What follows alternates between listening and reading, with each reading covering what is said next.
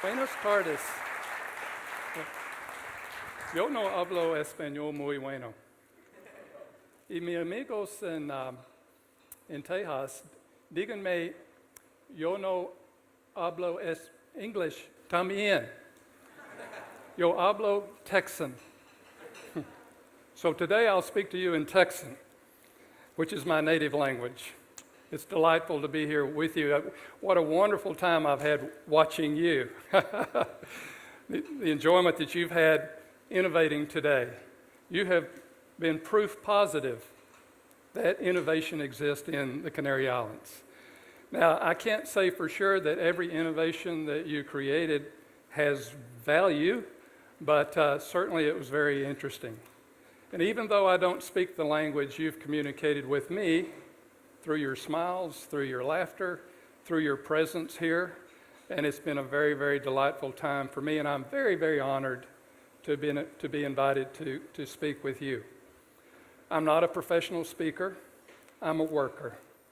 I use shovels and picks and bolts and nuts to help entrepreneurs create new opportunities, to launch new enterprises. And even though I couldn't understand what some of these were about, certainly I could see the passion that these entrepreneurs have. I could see the excitement, and I could see the hope for the future. And that's why I'm so encouraged about innovation and the things that I get to see in the marketplace. Now, I can't tell you for sure what each of those were about, but I can tell you for sure that I think I could help each and every one of those get funded if I had an opportunity to work with them. That's what I do. That is my job. And I can tell you that I'm already losing my voice, so I'll have this water handy. But today we want to talk about innovation. How do you stimulate innovation? How do you make it happen in the Canarias? Earlier today I was talking with a reporter for the radio doing an interview, and he posed the question, he said, given these turbulent times with riots in the street, how important is innovation to what's going on in the world? And my answer to him was, innovation is the solution. Innovation will drive progress. And that's what innovation is all about. Innovation leads to productivity. Productivity leads to quality of life and personal income. In order to be competitive, each economy has to be able to out-innovate the next. And innovation over time has always led to our progress. But the single greatest contributor to innovation are these people up here on the stage today. They drive innovation. It's all driven by entrepreneurship, and something that I certainly enjoy working with. I have a little formula that I've used over the years, and it just simply says that entrepreneurs create high-performance companies that lead to the high jobs that create competitive communities. It's a very, very simple formula, but one that I certainly believe in, and I get to see it happen all the time. I've had the opportunity to work with over 1,000 entrepreneurs. I've helped them raise over $600 million in the marketplace. That's a very rewarding experience to be able to do that. So to be able to help entrepreneurs like the ones that are on the stage here today to grow their company, to create the kind of environment that will help them be successful in doing that, is sort of what my world is all about. Now, innovation happens everywhere. It's happening here today. The challenge is, how can we accelerate it? How do we make it happen faster? And that is feasible to do that. And I'll talk about that a little bit today. It can happen in metro areas, urban areas, and it happens in the rural areas. There's no limitation to where innovation can and will occur. Now, there are elements of change, things that we have to put in place to stimulate innovation and to help make it happen. Every time I see the opportunity where I've done this in Texas, Oklahoma, Mississippi, Kentucky, and other locations, Oklahoma always reminds me of a fun story, maybe my favorite story of working with entrepreneurs. One day I was in my office and a scientist walked in from across the street at the University of Oklahoma Medical School. And he said, I think I've discovered something. And I said, well, tell me about it. And he explained his new technology, his new discovery, and it went on to be a success. Last summer, I was watching TV on a New York presentation on the Today Show, and I looked up and I saw somebody that I recognized, but I couldn't remember his name. And then it dawned on me that it was the entrepreneur that started that company. And as it turned out, they made a movie out of it, Extraordinary Measures, starring Harrison Ford. So one of my entrepreneurs is now historically memorialized in a movie that maybe some of you have had the opportunity to see it. But more than just being a success, the beauty of it was that this discovery led to a pharmaceutical that led to curing rare childhood diseases.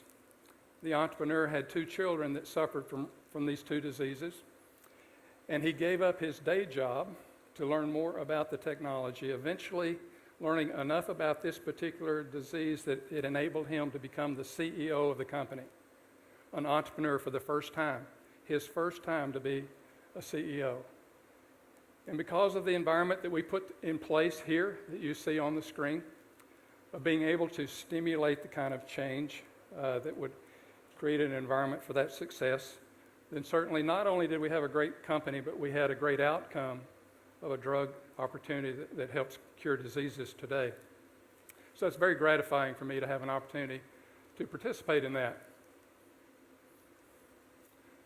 So when I think about what I do, how I do it, basically I'm sort of a conductor.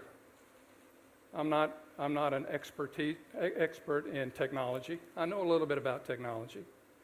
I'm not an entrepreneur today. I have been in the past. I'm not an investor. And I'm not a networker. I'm a conductor. I'm a facilitator. I work where all of those things come together, right here in the middle. And we like to call that a venture development accelerator, to be able to put in place the resources, the talent, and so forth, where you can be at the nexus of those converging elements. So that's where I've had the opportunity to work in that environment, pulling all these things together over a 20-year period of time. So the opportunity to work with entrepreneurs still is very, very gratifying to me each and every day. So coming back to that interview today, when the reporter was asking about how important is innovation, well, I have an expanded definition of innovation. Certainly it includes technology, and usually a lot of times when we talk about innovation, we tend to think about technology. But the little piece that I add on to the end is what I call business strategy. Business strategy. And when we talk about technology, we always tend to want to think about computers, or we want to think about IT, telecommunications. But everyone on the stage today was using some technology, advancing some technology with very creative business strategies. So business strategy is very, very important to this whole concept of innovation. It's not just technology. Being creative. Some of the questions are, how do you find technology? And how do you know if it has potential? Well, that's one of the challenges that I work with every day. Being able to look at a technology and say, this is different than that. This has value, this not as much value. So being able to discern that is often an interesting challenge. So there's a variety of ways to identify technology. You can prospect for it, go out and hunt for it, or you can identify a problem and solve for it. But the best way is just let it find you. If you've got a reputation of being able to work with companies and help them achieve their goals, as these 3 folks up here today hope to do, they'll find you if you can help them find the capital. And 95% of the time, entrepreneurs like these folks up here bring it to you. So finding technology is not that big a challenge if you really think about it.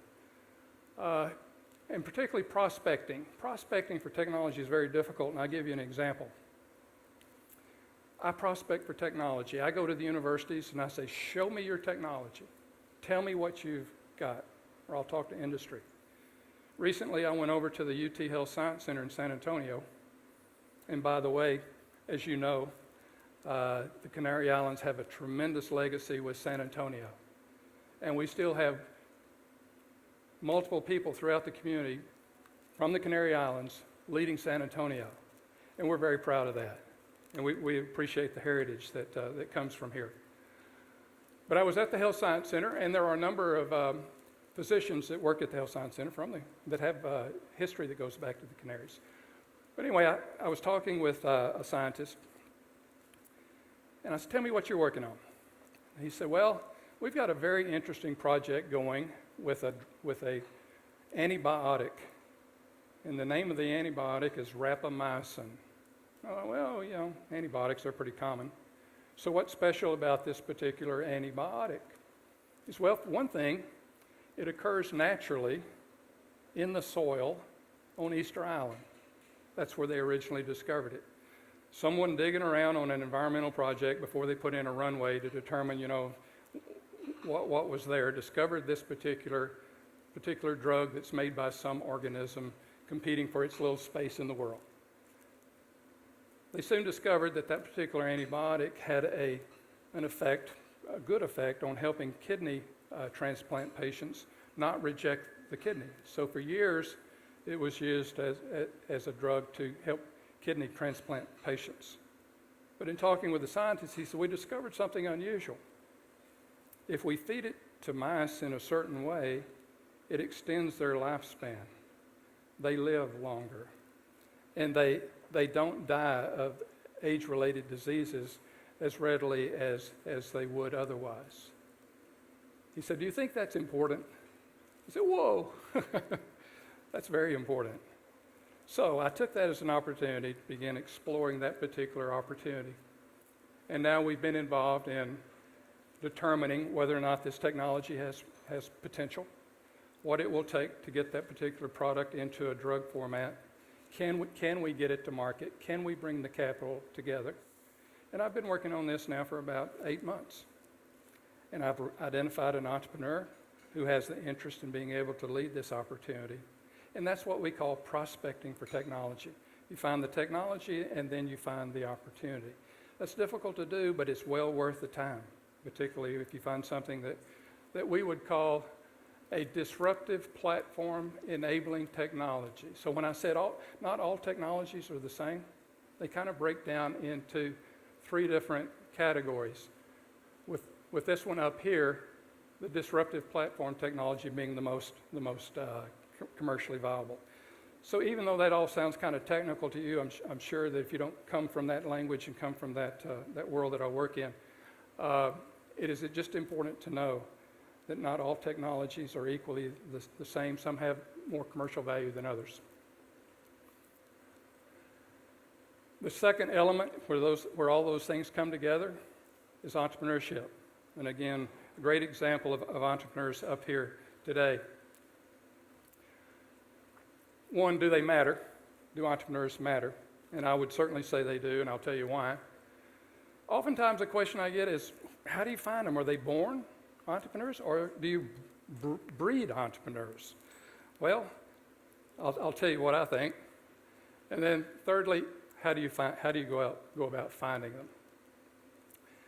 I like to use a word called hippies. Hippie to you may be a different meaning to hippie to me. I was a hippie there for a little while. I was a hippie for about 3 weeks until I had to take a bath, and I figured, this hippie stuff, it's not right for me. So I went back to not being a hippie. But for me, hippie means high performance, innovation intensive enterprises. High performance, innovation intensive enterprises. Not every entrepreneurial opportunity has the chance to change the world. But I promise you this, some will. I can promise you that. Some entrepreneurs will change the world. It's the process of having entrepreneurship as a programmatic activity of churning out entrepreneurs that's important.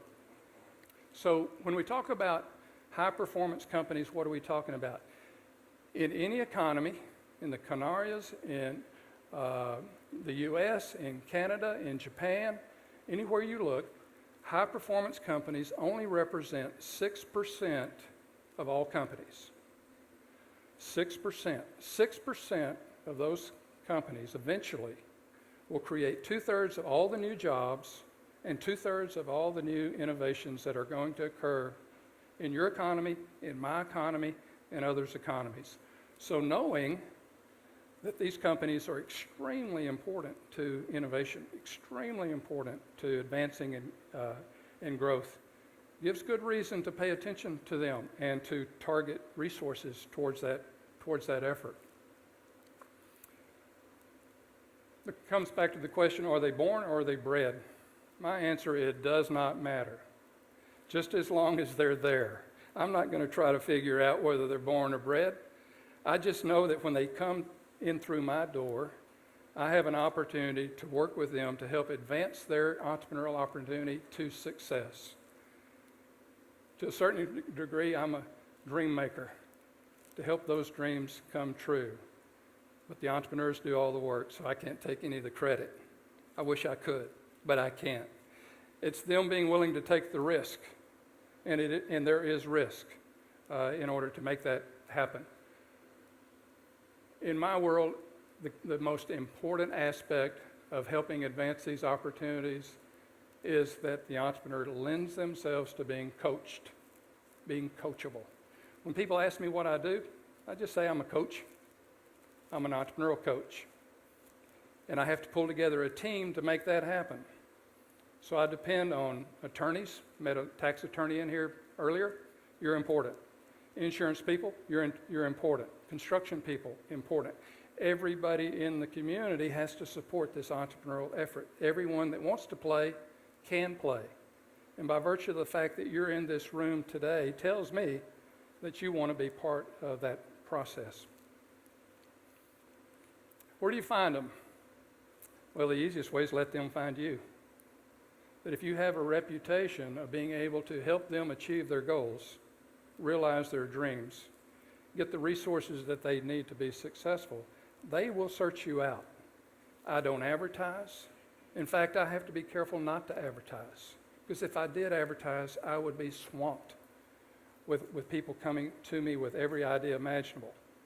So I work through a referral network. People that know what we do refer deals and opportunities to us. Secondly, you've got to have a reputation of having been able to create ventures and help ventures move down the pathway. Not necessarily as an individual, but as an organization. An organization with a reputation of being able to advance the cause, as we like to say. Third, you have to have some sort of solid methodology of being able to coach these entrepreneurs where you're using the same process over and over and over, but at the same time, each one is unique.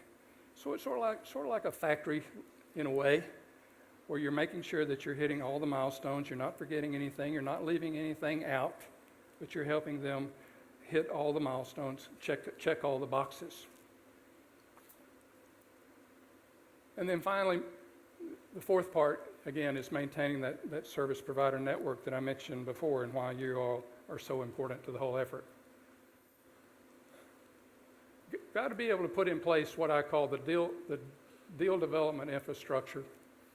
And being able to have coaches, subject matter experts, having a process, and having mentors who are folks who've been there and done that, and bring experience to the young entrepreneurs that have not been there before, very important. The third element in those little circles that all to come together is risk capital. It's just as important as the entrepreneurs, it's just as important as the technology. If we were hosting this event where I live, our next goal would be to determine how do we help these three entrepreneurs get their next round of capital. And I presume you're looking for money, aren't you? Probably so.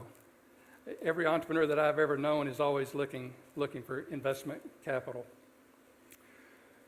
The way we are successful in making that happen is we don't come in with a whole lot of money, but we identify what segments of money is required to advance this venture down that pipeline. And typically the first money in is somewhere around, on average, about $50,000. So my goal is to help that entrepreneur get that first round of capital. Now to make that happen, the deal has to be coached, it has to be fundable, it has to meet all the criteria of the investors. And that's the network, and that's the coaching activities that we put in play. So why is capital important? Where does it come from, and how do you mobilize it? My rule of thumb when I'm giving presentations like this is to say, if you do not have access locally to a pool of high-risk patient capital, you will be at a competitive disadvantage to the nearest community that does. Because entrepreneurs have to go find money. So if they can't find it here, they'll go there. If they can't find it there, they will go there. But they will be always on the search for capital. So to a certain extent, that's where the competitive aspects come in with respect to why it's important to have investment capital. I can tell you this, it's not important to have a lot of capital. It's just important to have some capital. In my case, I can make $10,000 or 10,000 euros go a very long way to advancing the value of the business so they can get the next 25 or the next 50,000. The other reason it is important, banks do not loan to entrepreneurs. They don't loan to startups.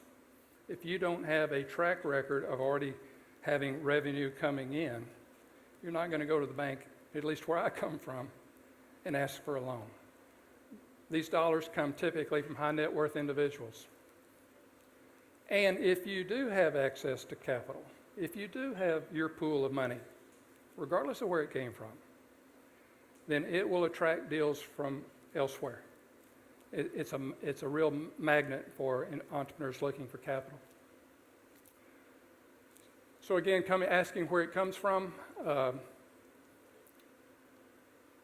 first money is what we call pre-seed money. It's very important, extremely important, but not as critical as seed capital. Pre-seed money is really what has allowed me, with the organizations that I work with, to be sort of set apart, because we can put the first money in to help those companies get off on the right foot and in the right direction. Seed capital comes locally. That's the high net worth individuals in the community who always invest, or there to invest. And I can promise you this, investment capital exists everywhere. Everywhere. There's no place that does not have investment capital. Sometimes you have to convince it, and sometimes you have to help mobilize it and organize it, but it is there. And there's ways to do that, and I won't go into all the list here on how to go about that, because I'll leave that slide with Anthony to consider later if that's something you want to pursue, if you have an interest in doing that. But all of these steps are important to mobilizing, organizing, stimulating local investment in local deals. And I will tell you again that local investment is key to innovation. The last element is the network. In a way, you represent the network, beginning here in the islands. I'm working with a group now. Well, let me go through these. Questions are, what is an innovation network? Why is it important?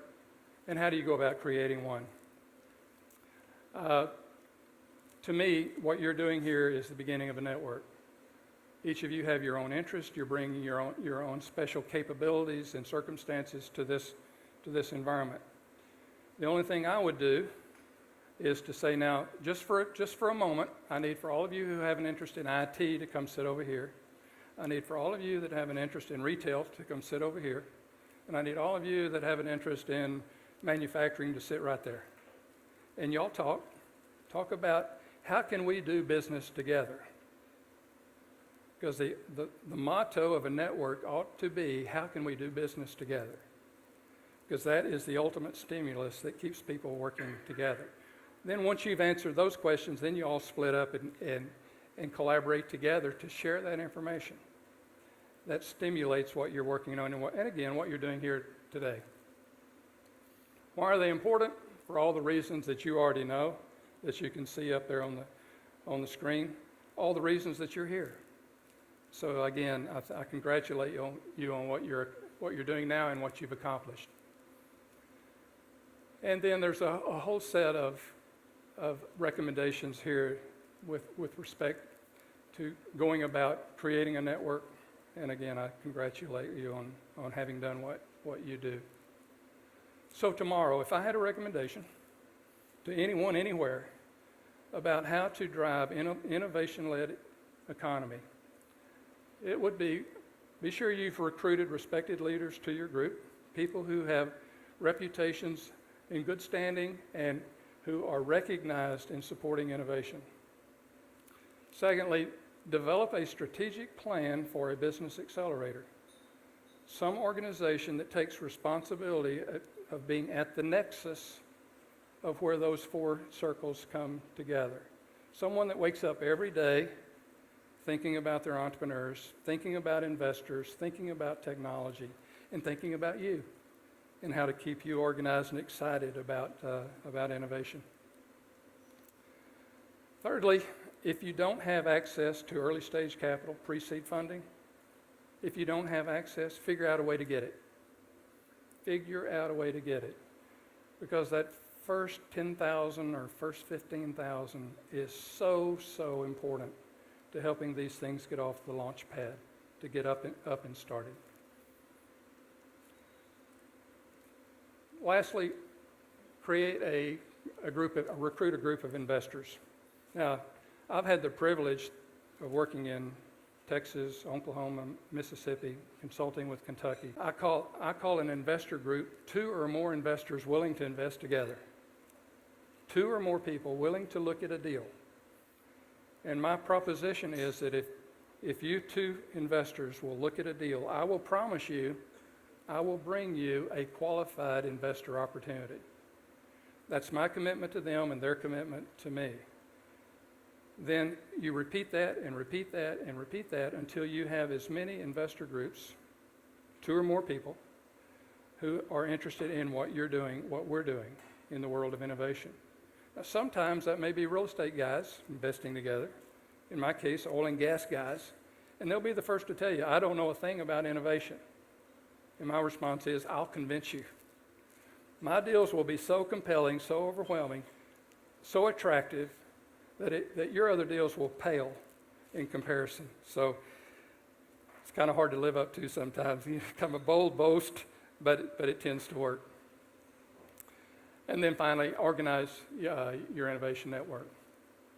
So in conclusion, let me say that it's been a privilege, a great honor to be invited to be on the stage here with you at TEDxCanarias.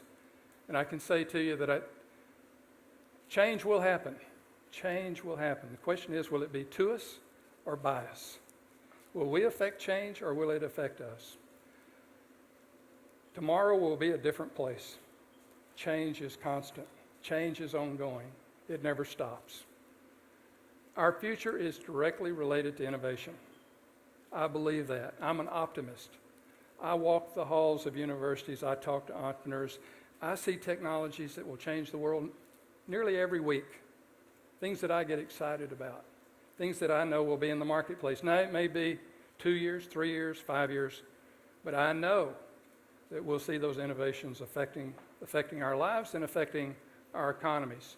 And the important thing, regardless of how much innovation is out there, regardless of how much technology is out there, regardless of how much money is out there, entrepreneurs are the agents of change. They are the ones that take this innovation, take this capital, and bring these products to market. Entrepreneurs will lead us out of this downturn at the end of the day.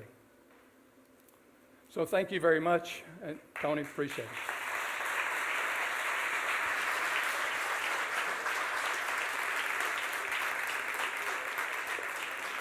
Thank you so much.